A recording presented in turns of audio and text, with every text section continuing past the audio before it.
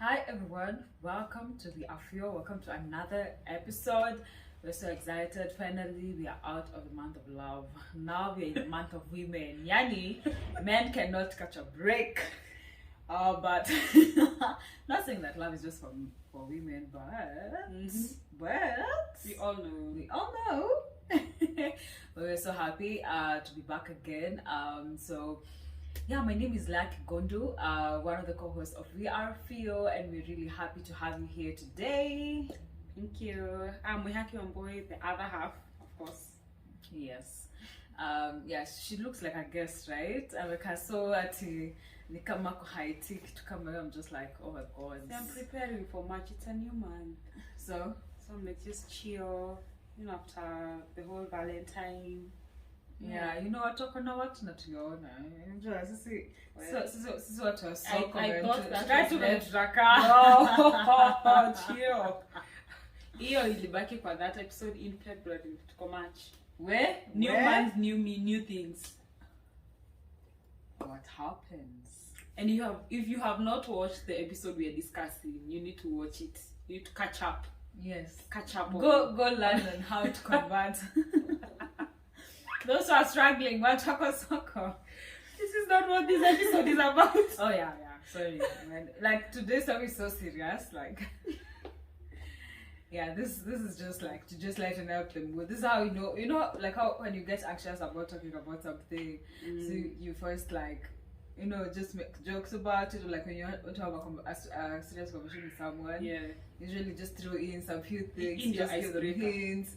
So yeah, this is just like the icebreaker of what you're about to talk about.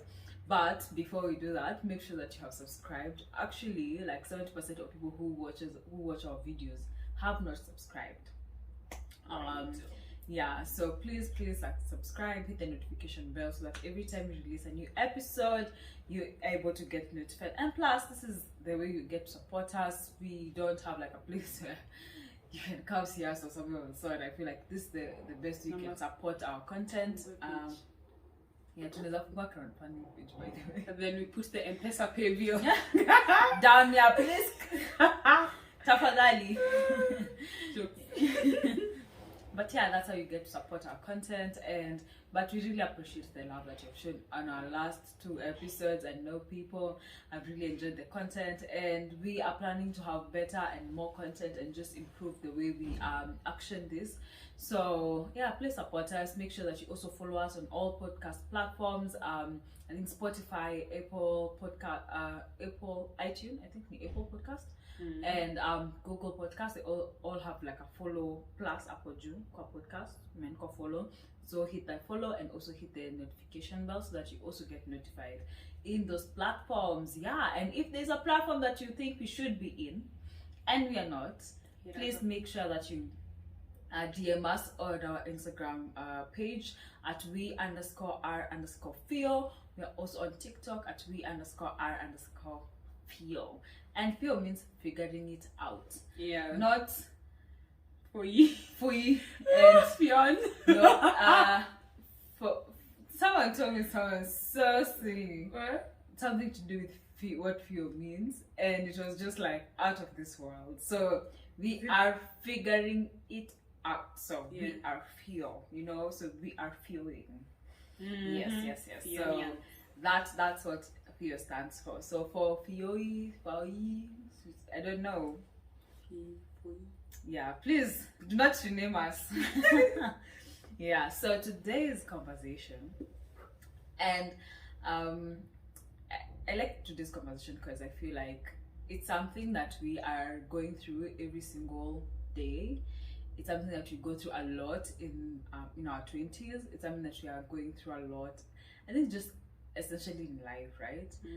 So we are talking about transitions, and these transitions can be in anything. It can be transitioning from like living with your parents to like a new place. It can be transitioning from one job to the other. It can be transitioning from employment to career. To business. It can be transitioning from just being boyfriend and girlfriend to like husband wife. Or like just being boyfriend and girlfriend direct to parenting, Singlehood. or singlehood to relationship. So the transitions are part of our lives, and I feel like sometimes they're the things that really shake us, and sometimes we're really scared about change, and in very many aspects of our lives, right? So yeah, so we just want to have a candid conversations about the changes we have experienced so far and how we've been able to deal with them, and maybe you can pick one or two things from the conversation that you think would help if in case you're going through any transitions currently. And I feel like you're constantly like in a transitioning, right? So yeah, I'm so excited. What do you think about the discussions today, I think it's or in this episode? it's a necessary, like it's something that's necessary in life, because change is the only constant. So I feel like having conversations around, especially the way you've said that things that shake you. I was just thinking about how some of the transitions have been very scary, nerve-wracking, but at the end of the day, if you don't transition or don't change, then some things in your life stop moving. So I feel like it's necessary. So it's a good conversation. Yeah. And so what have been those changes been like? What has been your biggest? Wow. Some of Straight your into the meat yeah, of some it. of your biggest transitions or changes that you've had to make until now, where you are. 'Cause Those are many transitions. like, what are like major transitions that you've had? They're like minor things that change, Yeah. but like they are major things that I feel like the biggest one is in terms of career, especially because I think I don't know if I had the mindset of once I graduate uni I would get a job in the field that I studied for. I am not sure if I had that thought in mind. I just knew that I would want to like just get my hands dirty and start working and stuff. So I feel like that transitioning from what I studied, what I interned for, into getting into, because my first job, the first job I got was waitressing when I was still in uni. But not after finishing uni and graduating, getting a job first doing customer support, and then transitioning from that to community management, and then now at the associate role. I feel like that transition from those to where I am now is kind of like the biggest. And I talk about it in that sense because I feel like it has, if I had not taken a chance to make that transition, I feel like there would have been a lot of stagnation in terms of my career, even in terms of me myself mentally growing. So I feel like that has been the biggest, because it has really exposed me to other people, other ways of thinking, other ways of reasoning, and also exposed me to like see my capacity, like something that shows you are able to stretch, you're able to learn new things, because most things now I learn on the job. So I feel like that transition was the best decision, and also was one of the biggest in my, like right now in my 20s. I feel like that was very huge. The other one I would say would be moving out from home, and also making that decision to leave Wayaki and come to Thika Road. I feel like that was a good transition, and also a very, like I feel it has been more affirmed, kind of, how things continually get solidified, continually make more sense. I feel like that transition was necessary, and it was also good for me in terms of also my growth, and also in terms of our relationship. So I feel like that was also for me a monumental transition, or an important transition, because it also led to my relationship and things like that. So I feel like that was like an entry of different things. Where are men? So on Thika Road? where are men on Thika Road? But it seems in Tower too. Okay. Mm-hmm. So I think for me, major transitions. I've had a major transition from when I was a kid. I think just from parents to no parents. That was a major transition. I feel like I think that was the biggest. And being young, you don't usually know how to handle such transitions, because a lot of the decisions that are being made, you're not making them, like there are other people who are making them, and those people literally, like, they don't really know you in a way, because there are people who just like interacted in just like family meetings and gatherings and stuff like that. So I think that was a major transition that I think has ended up affecting a lot of my life and how my life has been after that. The other major transition that I've had, let me see. I think also moving out. I think that was a necessary transition, and I think it was necessary because I feel like now that you are out of living with someone who oversees you, how, I don't know, what would you say, your life, now it makes you more like responsible for your own self. And I think it feels like you first know that you first have yourself now before you go to everyone else. You know, even right now when you get sick, you don't first call for, first take yourself to hospital. Then if things maybe get a bit intense and you're like, oh, by the way, I'm not feeling well, blah blah blah. But there's a way that living or just not being under like someone's care changes the way you start living your life and the way you start planning yourself, and you don't, like, now you have to make sure that you know you're more planned about your stuff and things. I think I've had like transitions within my career because I feel like I've never been on one sector or doing like one thing alone, and I like it like that, and I like the challenge. But I think like majorly it has been mostly like between what I was doing before and what I'm doing now, totally different things. This, what I'm currently doing, is totally different from anything I've ever done before, and it's like in a totally different sector that I've never even like thought and even learned here. But I'm really embracing the transition. I'm really embracing the change, and the I don't know if it's the beauty of it or not. I'm not sure. I'm yet to know. It's because I'm in between also a transition happening at work, like an expansion or a growth plan. So that means how the business is also evolving in regards to that is also different. So I'm also in the midst of that kind of transition. And what I understand with transition is, in every transition there's always something that improves or suffers. Like you getting out of thicker of like wayaki, there's something maybe like zile chips tunapenda kukula. You see now we don't even use them. Yeah. Like now, because of that transition, there are things that you had to leave behind. And then there are new things that you had to embrace. And so that's how I usually feel. And always there's someone who gets affected with that kind of transition, whether positively or negatively. So I feel like when in that kind of transition, sometimes kind of like, it's the same thing. Like if you moved, if you had like close friends there, there is like less. So it starts like either dwindling or, you know, long distance friendship, by the way, it's a something. It's hard. It's not easy. It has to be intentional, or it's adult friendships, I don't know. But yeah, so that's how I feel. I think those has been like my major transitions. I feel like I've had others. But I think those ones, or maybe even school, because like when I stopped going to school at University of Nairobi, I don't know whether that was a transition. I just like but now studying like from a very different setting, that was also quite interesting to see how doing remote studying, how that can be from like knowing like just going to normal kind of schooling to transitioning to something totally different.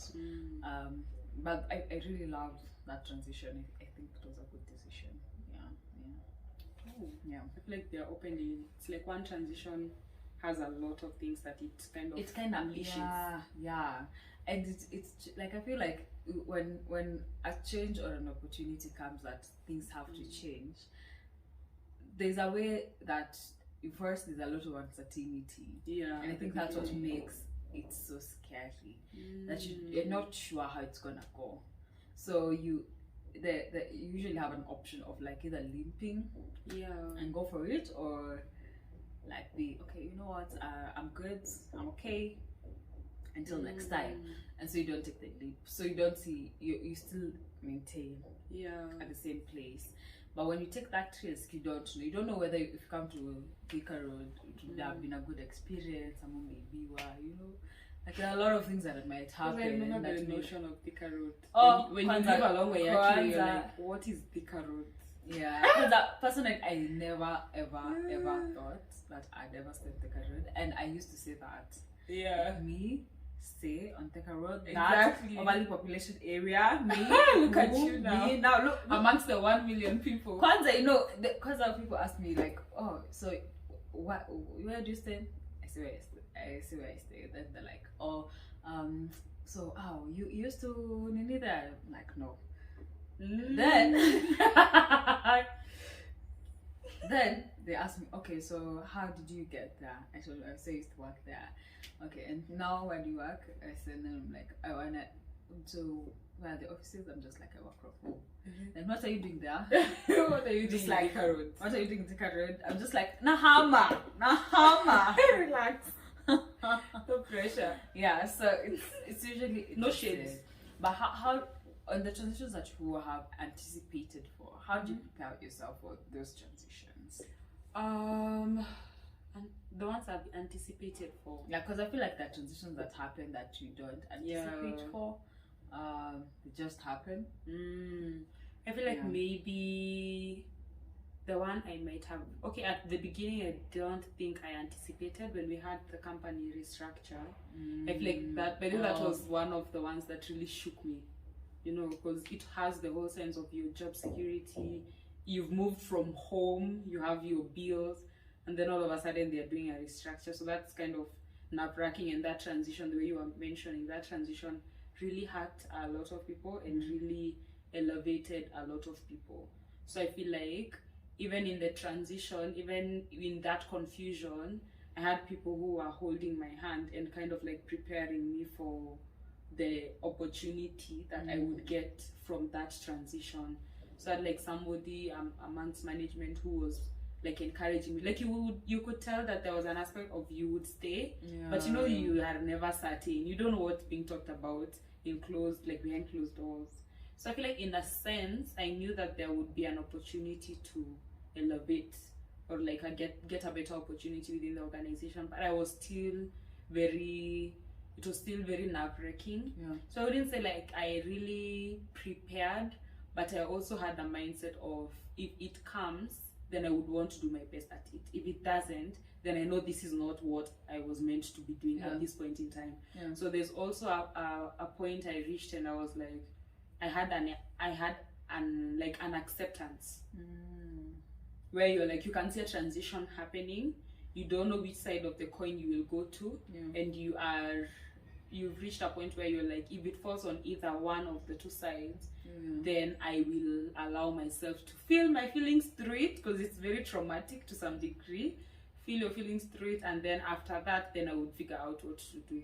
So I feel like the best way I prepared was that kind of mind, like settling down. It took time, because I remember crying. Like that emotional roller coaster was a whole thing.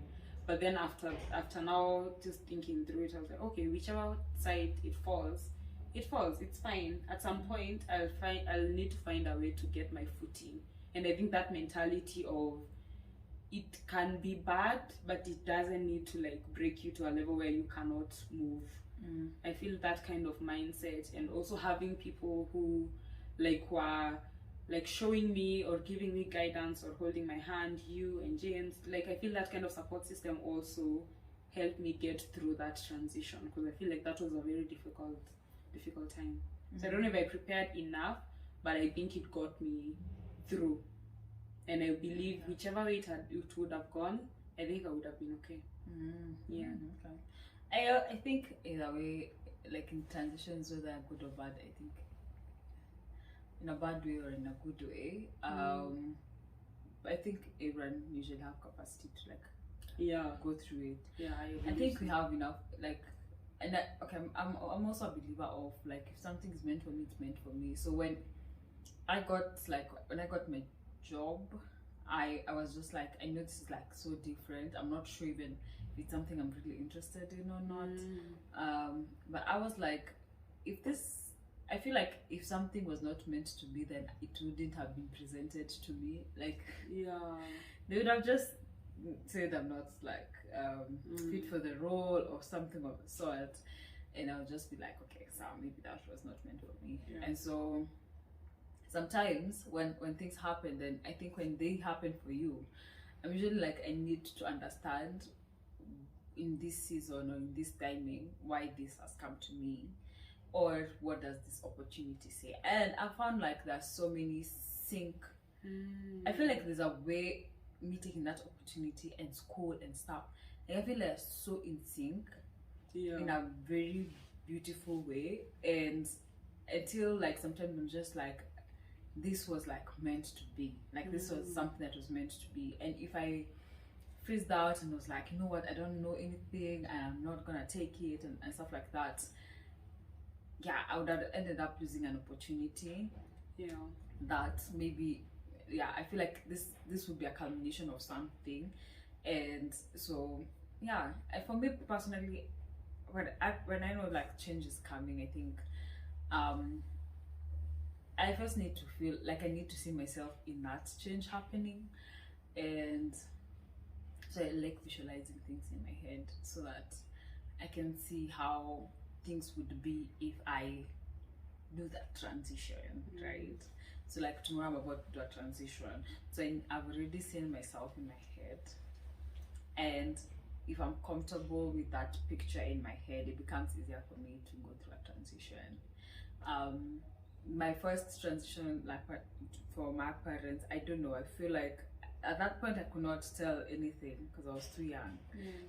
I couldn't understand the transitions that were happening. But now that I am grown, I feel like now I'm like somehow I kind of prepare mentally for that transition that is happening. And the fact that I've understood that at some point when I'm in that transition, things might happen, like good things, like bad things, something unfavorable might happen.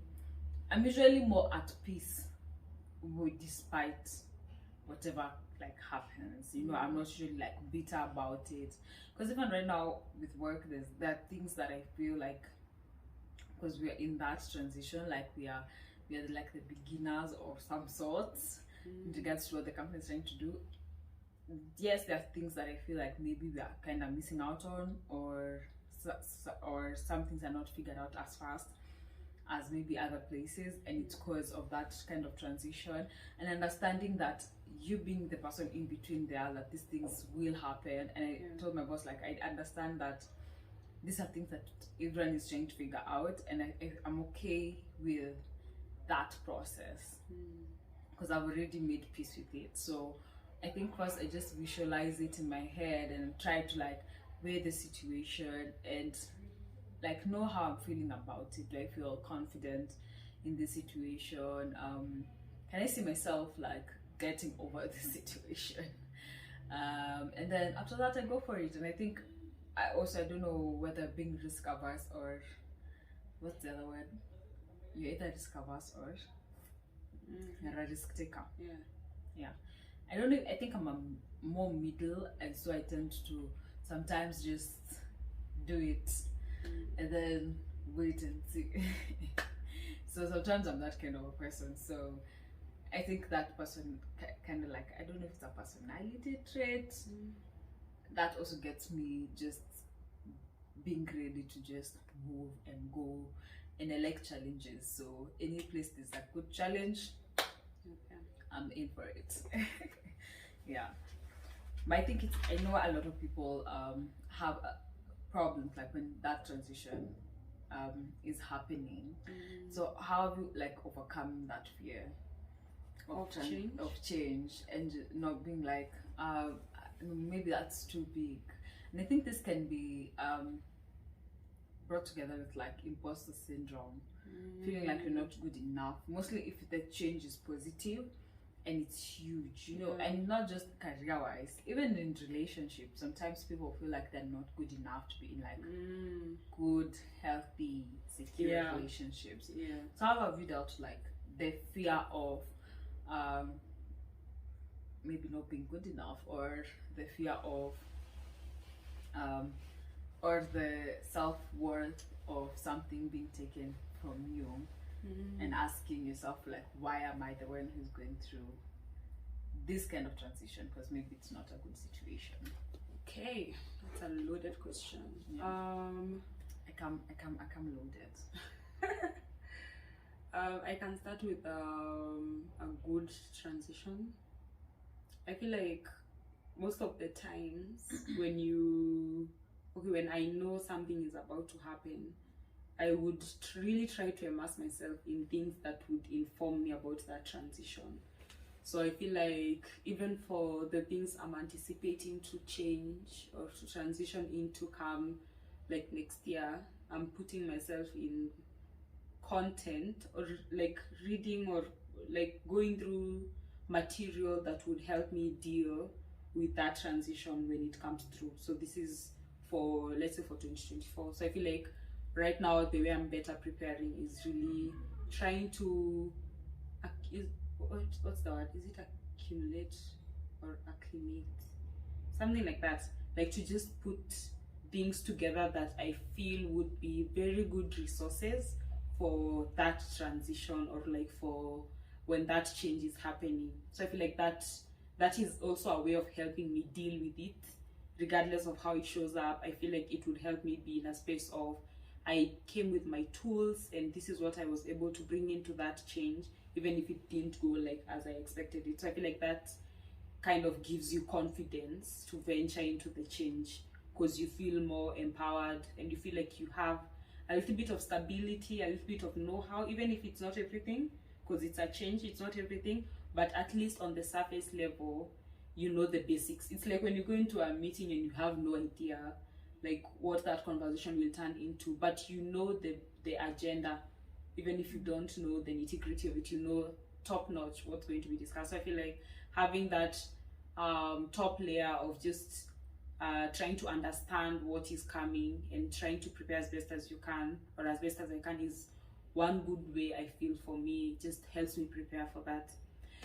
In terms of feeling like I am worthy, I feel like some of the things that I have seen growing up is a sense of trying to define what, like in terms of a relationship, what love is, what that would look like for me, and not having that clear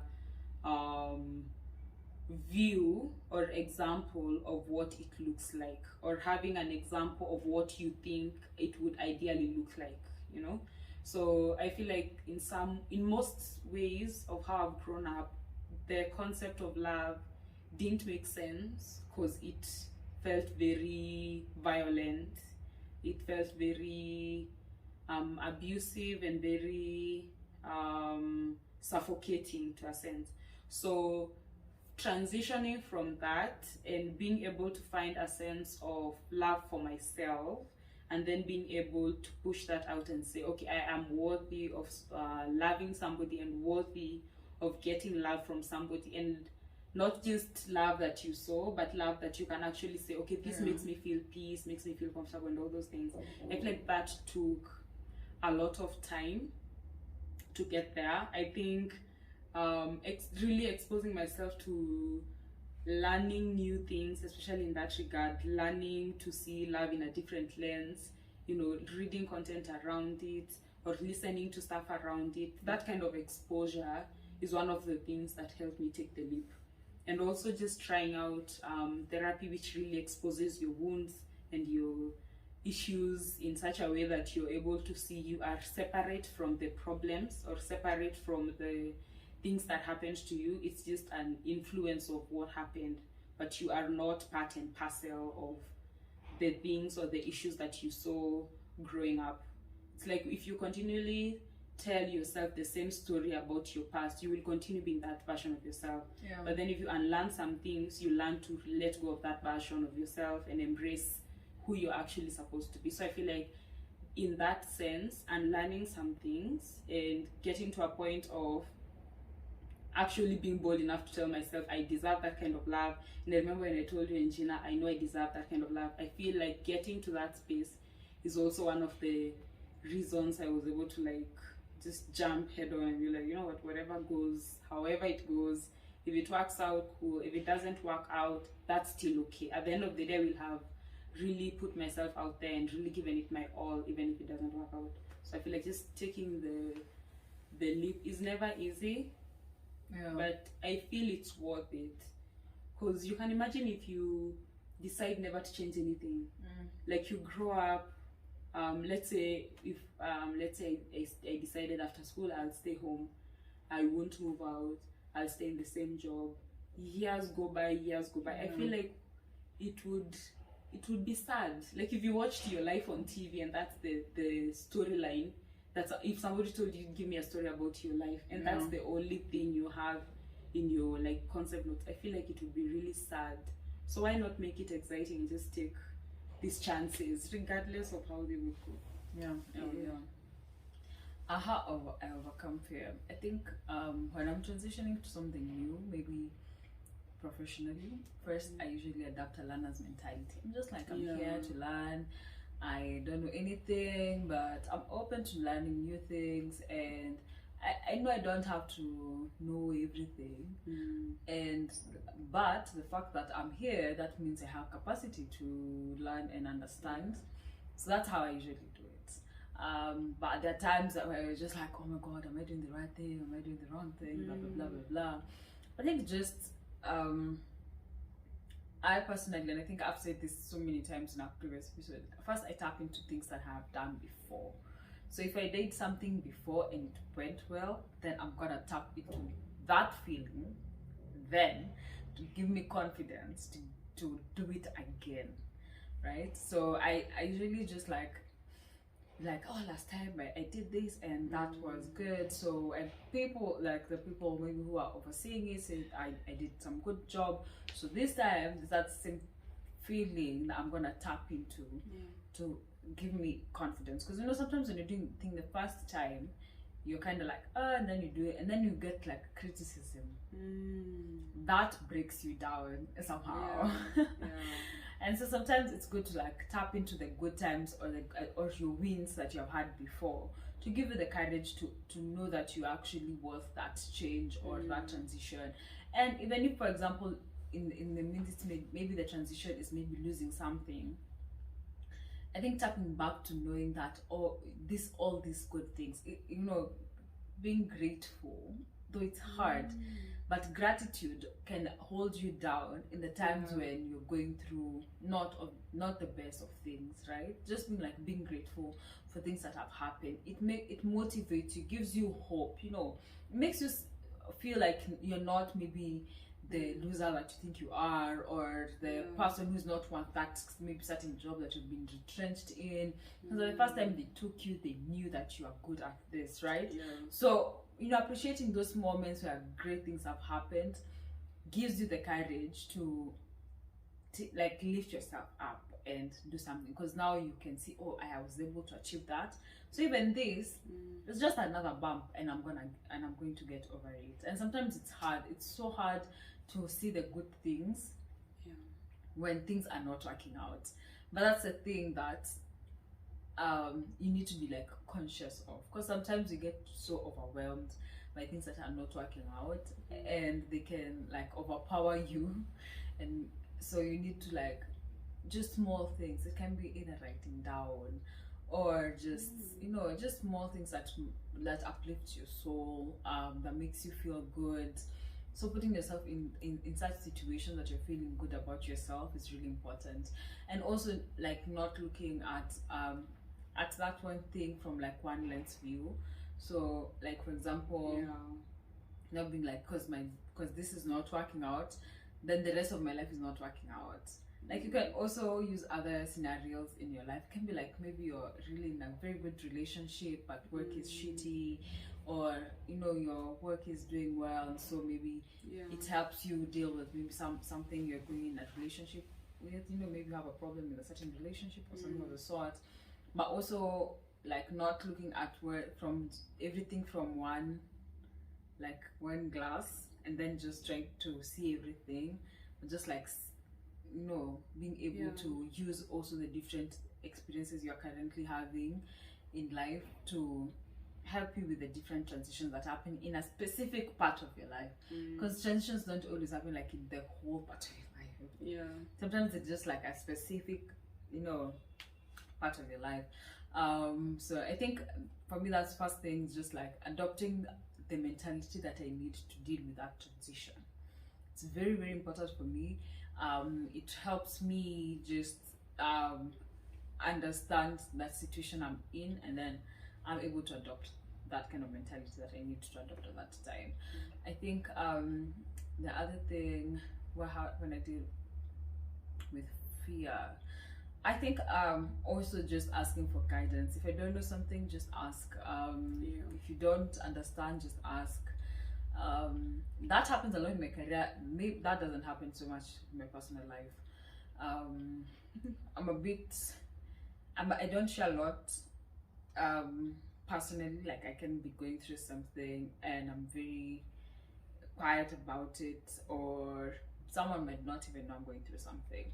So I think for that, maybe it's something I need to work on, but mostly I just like learning. So if I need to make a transition somewhere, I just start learning about it or listening to content about it, or but mostly if it's more personal, I think I do it mostly just like most true pole and just understand what I need to deal with. But I think it's something I need to get better at, actually talking about it. And I think therapy helped, and I want to go back to therapy, but I think therapy was a good space for me to talk about things that I find difficult talking about with other people, just generally.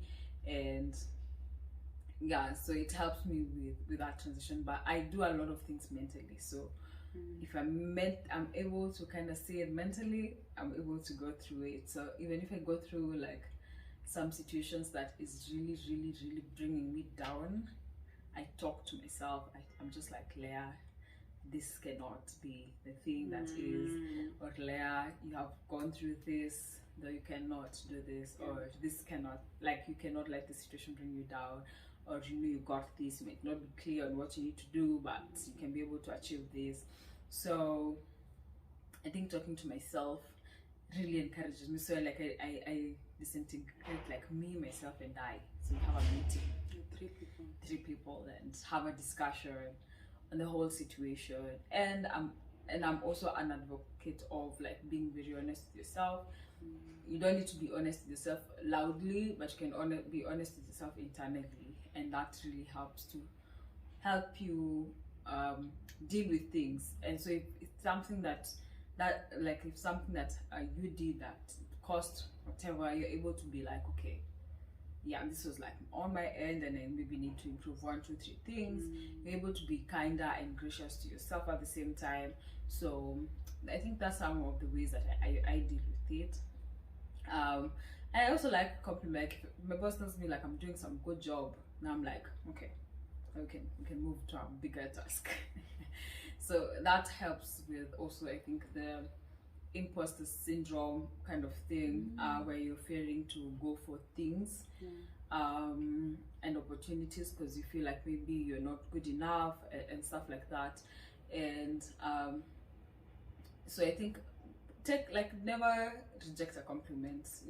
Compliments are there to make us feel good and they're also there to feel encouraged, and it's good to receive feedback as much as you can. And so like this weekend, the weekend maybe before I was facilitating an event, and for me, I think my highlights when were people coming and saying, oh, thank you so much for encouraging us, or like, thank you so much, like that was great, like I really loved the event, like that feedback was really, really amazing. I was just like, what did you like, what did you not like? And sometimes you might not want to hear the not good things, but it's important to also hear all those sides, I think, when you're going through change, so that next time you become better. And you don't always have to be like you don't have to be happy about the criticism, but pick and choose whatever you think is worth like working on or you need to actually work on. And don't fear. I feel like just stay, or if you have like such a huge fear, just take it like a step at a time. Do the transitions slowly with your pace. You don't have to change things abruptly, you know. Just do like have your transition slowly. Whether that if you want to move out, start buying one sufuria, two vijikos, you know, and then when you see those things becoming when you're like, oh wow, so I have capacity to actually start getting my things together and something of the sort. So just like have a way that you can do that transition. She said how she gathers information. For me, I read and then I just start like putting myself in that situation already to just start feeling myself through it.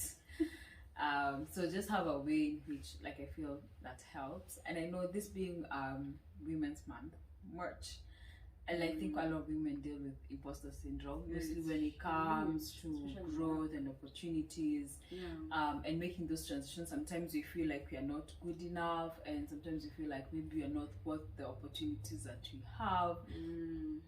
But I think we are worth every damn opportunity that is out there. But you need to believe it for yourself. You need to believe it for yourself. And you need maybe the times when you feel that way, you know, maybe you can be in a meeting and you feel like you don't want to speak, like, right, I'm fearing to speak because you won't have a because. Because then you'll be like, so let me just say it, you know.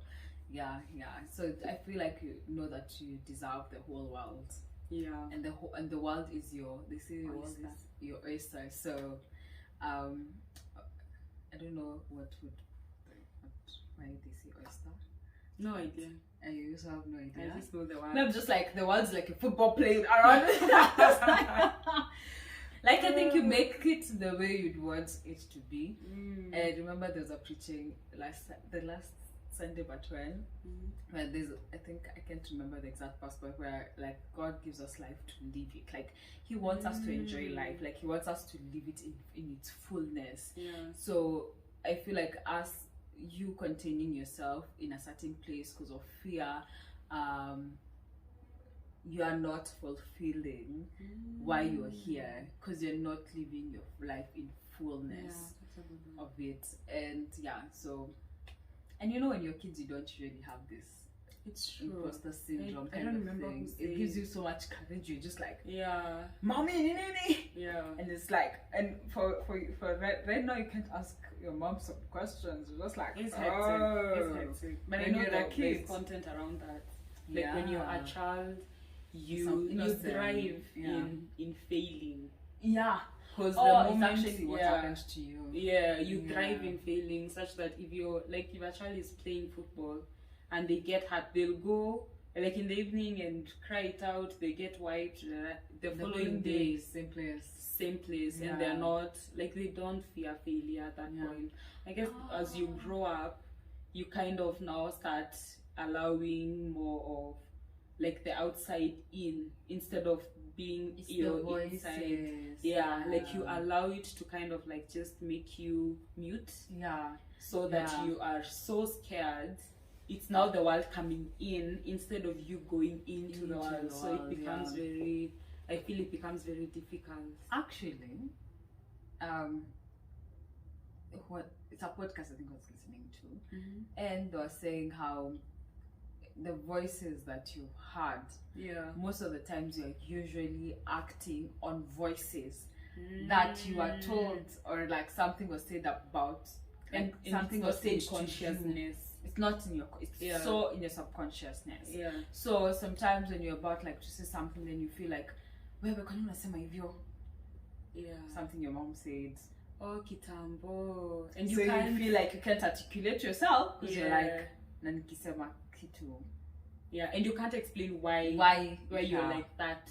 I feel like that's why the book is important. So it helps you figure out why the patterns you have now are linked to that. And they're saying like you act like you don't act on your voice. You act on a voice of someone of something that you are told before, and so that holds you back, you know. Or maybe someone just said, maybe your work is bad, and I've seen this happen with like where I was previously. I felt like I was being stamped down or being meant to feel like I wasn't like really good enough in my job because of being a woman, or just because of in your role, you know, womanness, or like whatever was happening. That's hectic. And I found that I've struggled with that also within my first year of work, and I feel like also somehow still like it's still like a struggle in me. But I like that right now with my boss we're able to kind of find a good grounding, but because of that resounding constant, like you're in constant someone constantly disapproving you, not because you're wrong, but they're constantly disapproving every like if you say something and someone else is, then they agree with that, then you're like, okay, wait, it's mine. And then you know that kind of also ask for your opinion, but you know at the end of the day they'll side with the other person. Yeah, or you just said your opinion, they disagree with your opinion, they argue your opinion out, but someone says the same thing and they agree. And so sometimes these things messes with your mind. Yeah, it's like, whether you like it or not, like whether you say you're like a strong person or something. These are the things that you struggle with, and I know I've struggled with that, and I didn't think it affected me that much. But now going to my current job, where we don't have that, I still find myself doubting or like being like, is this email good enough? Am I writing is this email, am I looking at it from the right view? How sure am I when I send this email I've communicated the right thing? What if I communicate something that's wrong and you start overthinking it, because already it's like somebody has already cancelled you out, so you're also constantly cancelling yourself out. And yet that was something that happened, and that's maybe it wasn't even your fault. So I think it's really important to also face these things that you have gone through. Don't ignore them. Just be like, oh, this happened, and I think this is actually affecting my outcome or my output or how I'm thinking about this. Or even in relationships, how something happened in a relationship, and then in this other relationship you're constantly in that, and you need to like catch yourself. So when someone talks to you, you feel like it's your ex-boyfriend who talks.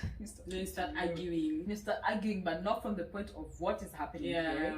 It's from the point of what happened a lot. Then it happens a lot. That's how you mess up a functional relationship. Because of that. And I feel like it can take a really like you being very conscious of your cues, like how you react to stuff. Like if if somebody does something specific, you go from 100 to 3k all of a sudden, and then you just blow everything out of proportion, because in the other relationship, if you didn't blow everything out of proportion, that person never listened.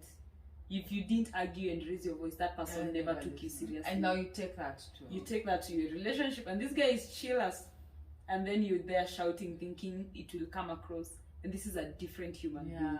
That's not how they receive communication. Do you think like it's so important, like this is like diverting side tangents? Do you think like it's important to communicate those kind of like not insecurities, but like things you struggled with, or things that you have gone through, being like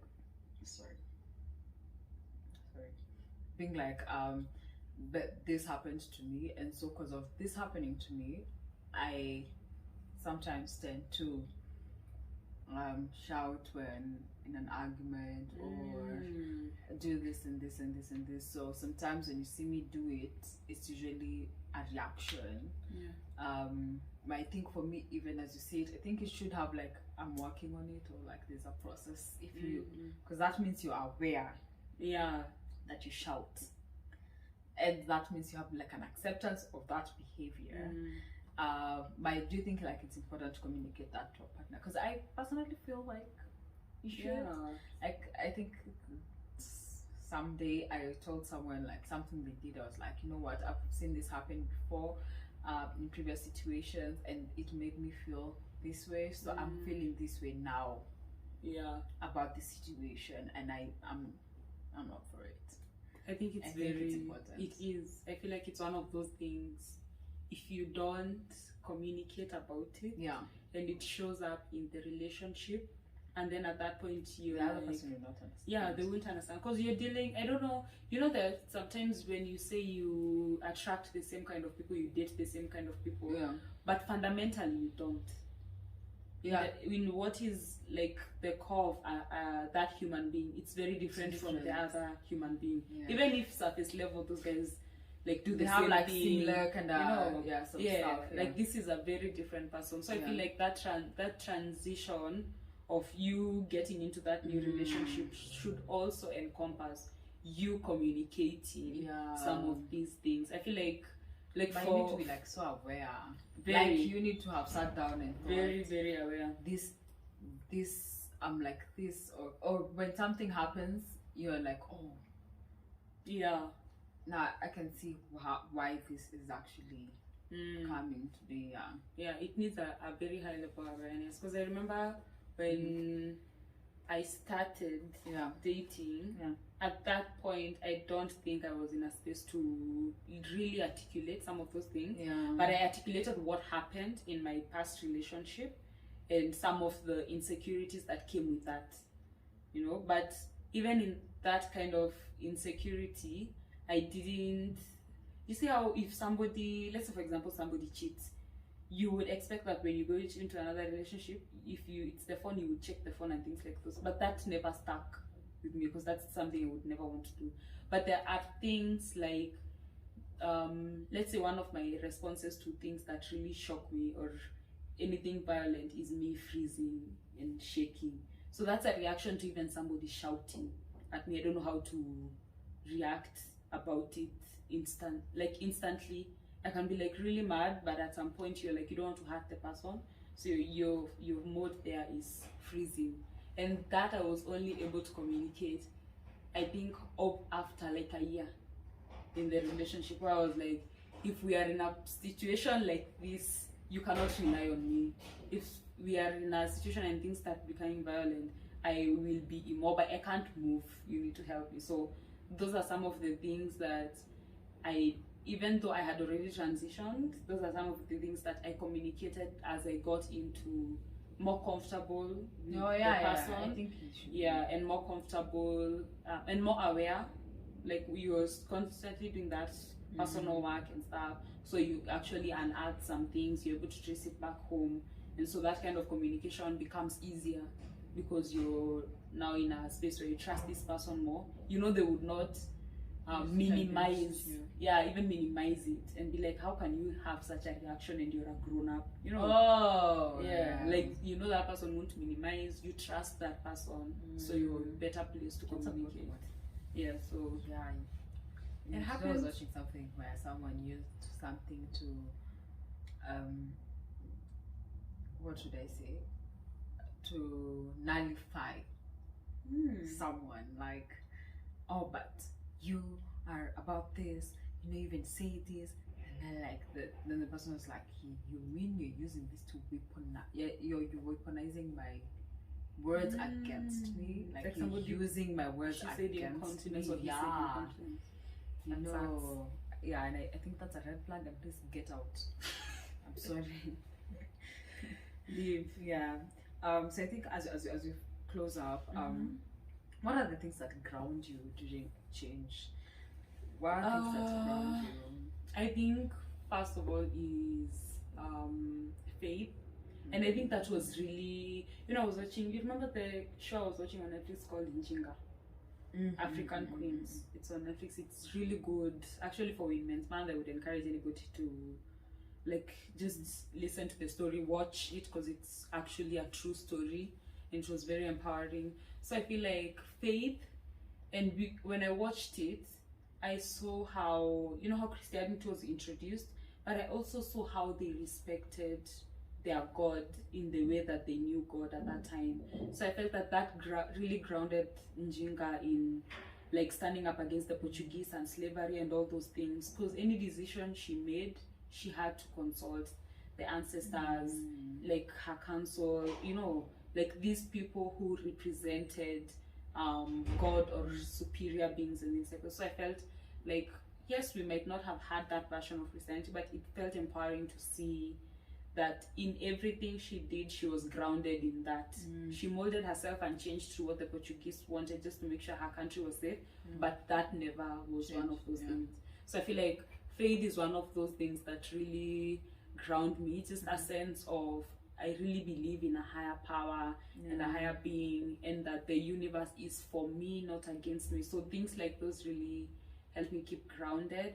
And also my family, I feel like that's I think I feel my family is weird but very in sync. Like we might have very weird conversations or connections or interactions, but I feel like at the core of it we would do anything for each other as a family. And I feel like that also grounds me to a level where I'm like, at least even if I don't have anything that's working out, I still have this group of people that would accept me, whether I get this promotion or not, whether I lose this relationship or not. I know there is a family that would stick by me. So I feel like faith and then having family, I feel like that kind of really grounds you, because it's more community and your belief than it is anything out there, you know? Yeah, so I feel like those two. I think what grounds me, same here, my faith, God. I feel like number one, definitely. I don't think I would be anywhere near where I am if it was not for God. I feel like He has always constantly pulled me in the right direction. And even when when things don't work out, I'm just like, that God did not meant for That me. was not for you. That was not meant for me. That was God closing that door, and it makes it for me so easy to accept things that don't go. Be it relationships, be it friendships, be it like work or whatever.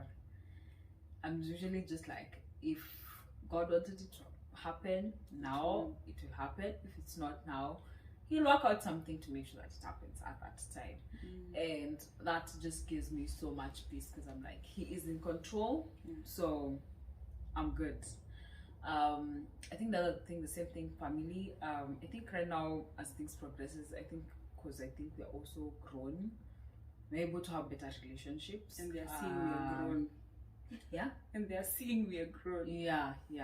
So I think it helps with having better relationships, having maybe deeper conversations, being more open. I think we are creating better spaces for each other, because when you're growing up, you don't know, but now, right now, when you're more grown, you're in a better place to have better perspective about things.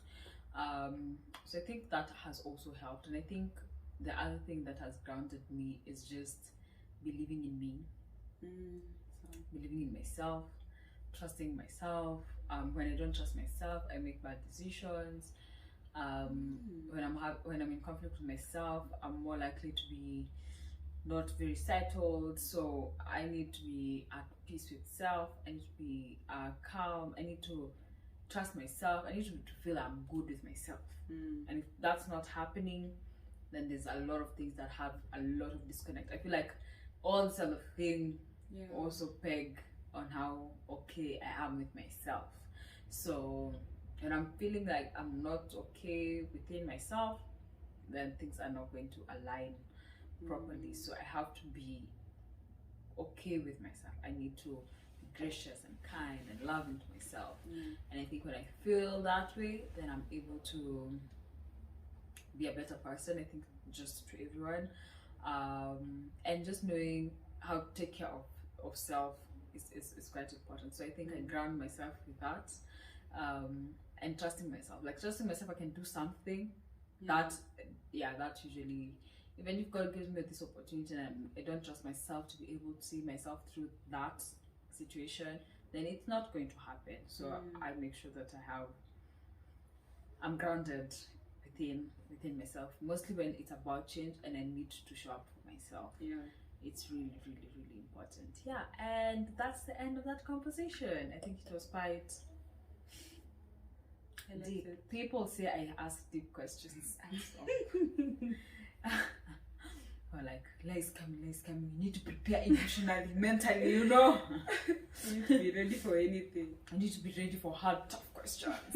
But no, I think I like introspective questions that makes you think just a bit, just a bit, you know. Yeah. So thank you so much for joining us. Oops. We really appreciate. Yeah, so thank you so much for joining us. I hope you've learned something or two. Tell us how you handle transitions, what grounds you during your changes, what are some of the major changes that you have gone through. We are looking forward. I know right now there are a lot of changes to expect. You know, we are in an age where a lot can happen, you know, and a lot of like different areas that are growing. I feel like in our 20s, a lot of change is demanded from us. Yeah, like it's like a lot of things need to happen so many, before you're 30. Yeah, before you're 30. Or it feels like they need to happen. Yeah. Before that. Oh, before even you end this, I'm sorry. I had a question on timing. And how has timing like affects the way you do transitions or like make decisions of changes that you need to take? Because at one hand, people say, oh, you know, I'm all about the timing, blah blah blah. But like the more we are headed like towards our 30, yeah, I feel like it like gives me pressure, but it makes me feel like I need to. I don't know. There's something about it that I'm feeling about it. And as much as I'd want to say, like, you know, I'm all about the timing, blah blah blah. Yeah, it's just better now. No, but subconsciously, I know that I'm like this years to like 30, and there are things that I wanna have done by 30. I'm not saying I'm gonna shoot myself when it doesn't, but there's something. I feel like there is, right? It's more, I don't know, it feels like pressure. But it's not like pressure. But it's not like pressure. It's just like you, ideally, there are some things you would not want to start figuring out in your 30s. You feel like you need to figure them out right now. So that, and it's not a matter of I need to figure this out in my 20s. It's just a matter of I really would like to have this sorted at this time, so that at that other time you're sorting something else. Yeah. So you're like, how do I carry all these things from my 20s into my 30s? And then you have to be like a full adult. Like yeah. You know, right now we are just like adults. Do you feel like we are half adults? We are not there yet. So it feels like that's how it feels now. It's not that we're not adults, but it feels like I'm half adult. And then it's like when I hit 30, my other half adults becomes full. It's so hectic. It's so fucking hectic. And I feel like a lot of people really try to do a lot right now, and sometimes it can be you're doing too much. Because you know there is a toxicity of doing a lot of things and you don't reach completion, and then there is purity in doing just enough and finishing. So I feel like even if there's that balance, even if there's that key pressure thingy of you like, I feel like you really need. I don't know. I haven't figured it out. I'm also not figured it out. And I don't feel like I have to I have this. I feel like I have things I wanna have achieved there. Yeah. I don't feel like that. Like I won't feel like achieved in them or something, because like they're audacious. I know I might not, but I feel like I can put in the work to make sure I achieve them by that time, and I can break them down to starting now, and then by the time I'm there, I'm just like, okay. So you're not starting from scratch at that I'm not point. starting from scratch. I'm not expecting like the day I hit 30, everything has worked out just miraculously. But I don't know, I feel like with age and also us just being women, you know, they're like children and and I heard our eggs are getting older and getting like into that setting. Can my eggs before like relationships were not like a huge, like I was like I'm still young, and then oh my god. But I think also it's like in this age, a lot of women are doing things later, not late, but later in life. Yeah. So I feel like, I don't know, I feel like before you told me that story about my eggs, I was so chill. I was like, you know what, I have up to my 30s, I can start this thing when I'm 34, 35. But I'm like, they want to risk it and have, what are they called? Geriatric pregnancies and all those things. So I feel like now I kind of get that pressure of being a woman, and you're like, because nobody will do it for you unless you're bringing a surrogate to do it for you. But you need to find a way to balance your career, and that's also, this is a period between here and your early 30s thereabout, is a period of even transitioning in terms of being managers and all those things, and then put a baby in the mix. I feel it takes, and that's why I respect women so much, it takes a lot out of a woman to do that. Yeah, to function fully as a boss and function fully as a mom. But this is what Sheryl Sandberg says, and this whole pressure of all independent women and stuff, like you have to do everything. Yeah, it's the wrong concept. All women who have made it to the top, they have had help. They have had help. So the fact that we usually feel like it's us doing everything. Yeah. What? Even her, she was like, she gave herself that kind of pressure, and it really messed with her. So she understood how to ask for help. They had to like work out something with the husband. She had to like put some certain boundaries to make sure she's home at a certain time. She felt, because she was working at Facebook, and it was the early age, and you know, startups, you have to work 16 hours, blah blah. As she used to feel guilty going home early. But then she gets home, she also feels guilty for not having dinner with the kids. Oh, it's like a vicious cycle. So it's like, so now she was like, I have been here, I've worked, I have achieved my day's work, and I can be able to give people this to do. Then she's at home for dinner. So as much as it was like not full balance, but she found a way on how to make it work and ask for help.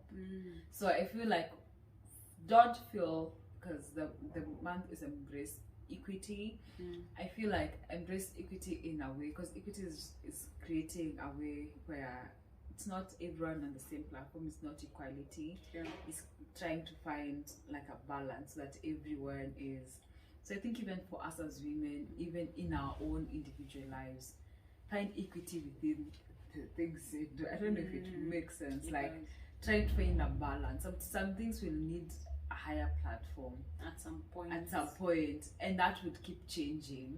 And don't need to feel bad that everything is not at the same standards every single time. So now we're done. Like now that tangent is closed. So thank you so much. Make sure that you follow us on our social media platforms, and in all social media platforms, it's we_r_Fio, TikTok, Twitter, I don't know if LinkedIn is the same, but LinkedIn, Instagram. So make sure that you follow us, follow our content, like, comment, please share as much as you can with your friends and family. Subscribe if you're not subscribed, and hit the notification bell. And we really love you, we really love your company, and we waiting to interact with you more. So thank you, and see you next time. Bye bye.